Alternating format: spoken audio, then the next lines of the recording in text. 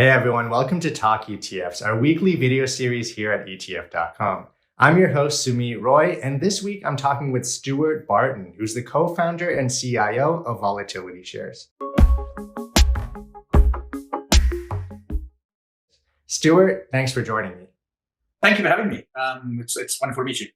Absolutely. So Stuart, I want to start off by talking about spot Bitcoin, since that's what everyone is talking about. We're recording this on the second week of January, and expectations are that a spot Bitcoin ETF could launch any day now. What are your thoughts on what could happen? Well, I mean, it's been a pretty crazy ride, and it's obviously been a long path to get to where we are. I mean, looking at what's sort of been said publicly, it looks like the probability is very high that they happen. It seems to be going through a process that we're all familiar with. Obviously, there's approvals of 19b4s that are needed to get a listing rule approved, and then they've got to get finalized S1s that the SEC are going to be happy with. And it seems like this is all being lined up. It's been an interesting process, because I think the SEC seemed to have decided to move in a way that would level the playing field across those who have had interest in launching spot Bitcoin ETFs. And we haven't seen this happen too frequently. Typically what happens is approvals come through a pipeline that's based on the filing dates.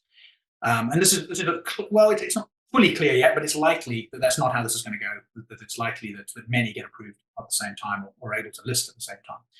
And the only time I've been involved in a situation where we've seen the sort of precedent to this occurring was in the Ether futures ETFs. I don't know if you remember a couple of months back, several of us were in a race. We were the first to file, and theoretically first in a race to bring that to market. And ultimately the SEC went down this route of sort of bringing everybody to the same place, so they'd be able to potentially launch on the same day. And it's an interesting situation. So when you say what could happen, if this all happens this week, I think it's no longer a race. It's more of a who's got the best strategy at getting their product in the face of enough clients, who's got enough seed, who's got enough cash lined up. But from what I'm hearing, this could be a big event. I mean, we could be seeing billions of dollars on day one. I mean, that would be exciting. Obviously, that's got to be digested by the ETF market, by the Bitcoin market ultimately. So I think that'll make for an exciting, possibly volatile day. I don't know, it'd be difficult to say.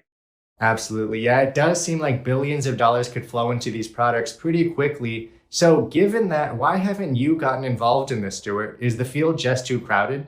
So we're a small niche ETF provider. So what we've done is look for areas where we think we bring some value, some expertise, in areas that are somewhat complicated or difficult to bring a product to market, but also in areas that are not necessarily very competitive.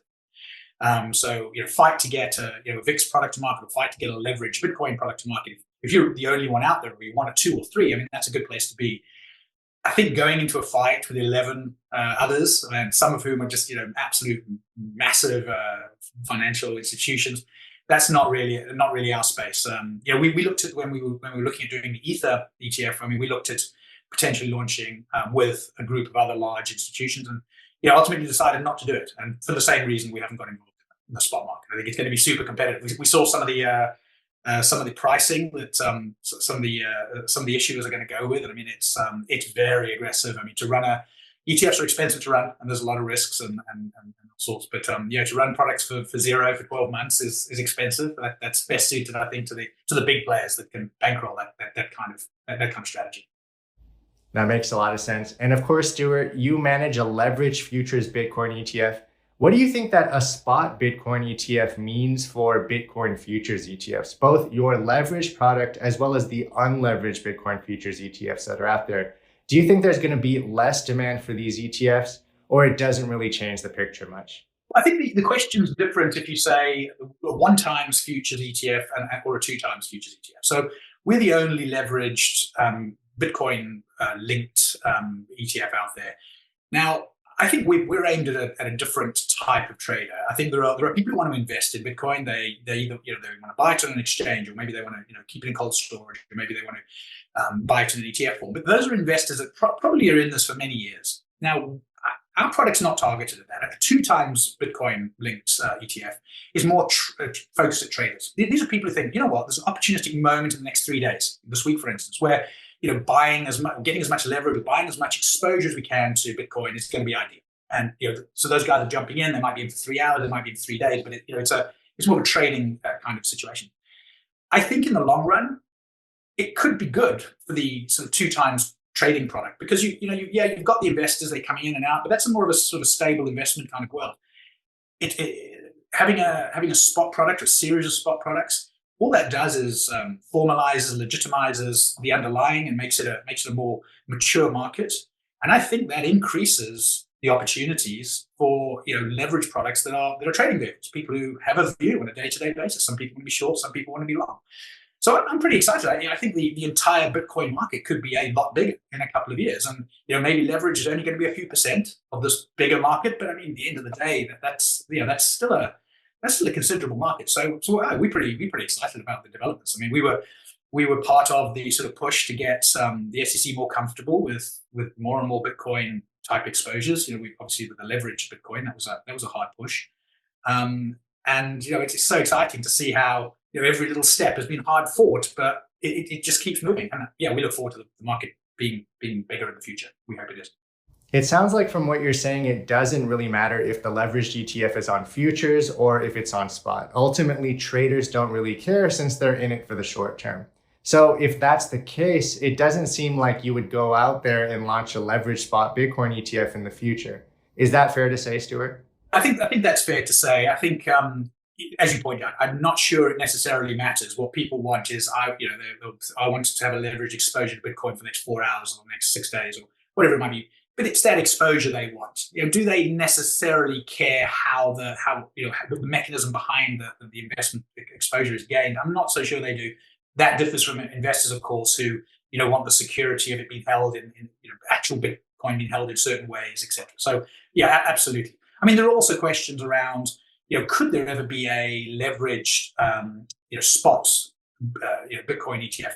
There are certainly possibilities it may occur in the future, but it's a much more difficult product to try and create. Futures are very useful in gaining leverage exposure, and we've seen this in many underlyings where futures-based products are able to come in and offer that leverage. So it's almost like that's the strong point of a futures-based product, is being able to get leverage inverse. The sort of thing is key for the futures.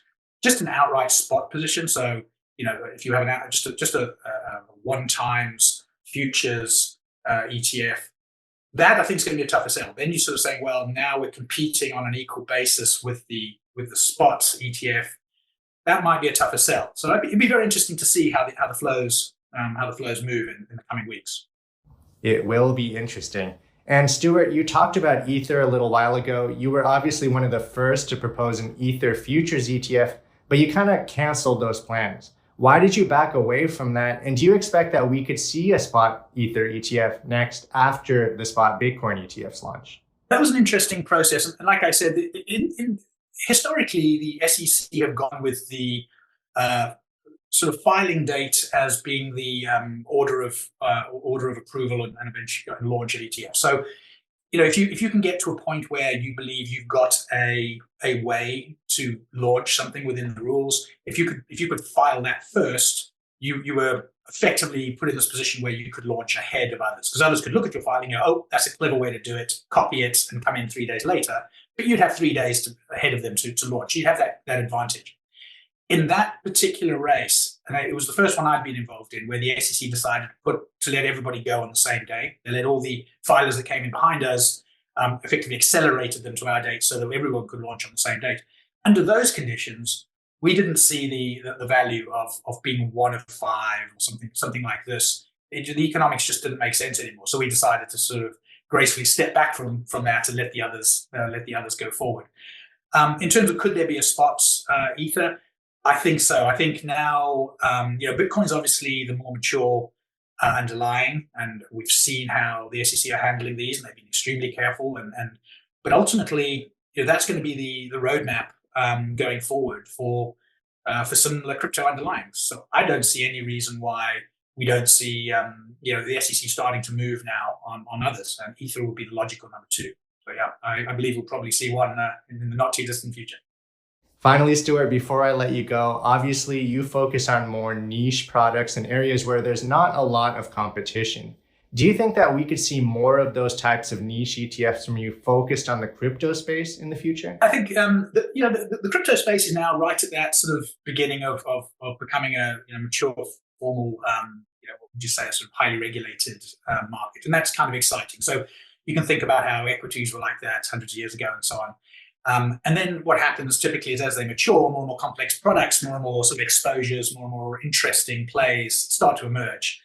We're right at the beginning of that, and I think what will be exciting now is spotting those, before they've become too obvious, and then making sure that you get ahead of the crowd and get some interesting exposures out there that perhaps people haven't thought of yet, but may be very popular in the coming years.